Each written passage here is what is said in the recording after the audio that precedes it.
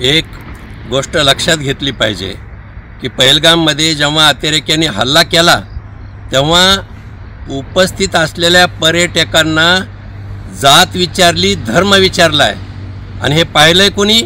ज्या पर्यटकांच्या घरी कुणाचे पती गेले, कुणाचे वडील गेले, कुणाचा भाऊ गेला, 28 लोकांना धर्म विचारून गोळ्या घातल्यात अतिरेक्यांनी।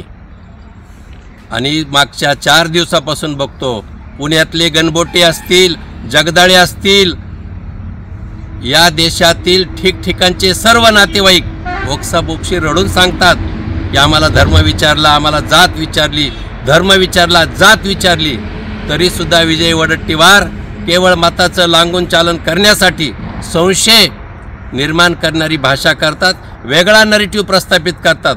मला असं वाटतं की तुम्हाला मैतांच्या कुटुंबियाचे दुःख दिसत नाहीत, तुम्ही त्यांच्या जखमीवर मीठ चोळलं आहे आणि तुम्ही म्हणतात की धर्म विचारून हल्लेखोर अतिरेकी कुठं असे बळी घेतात का?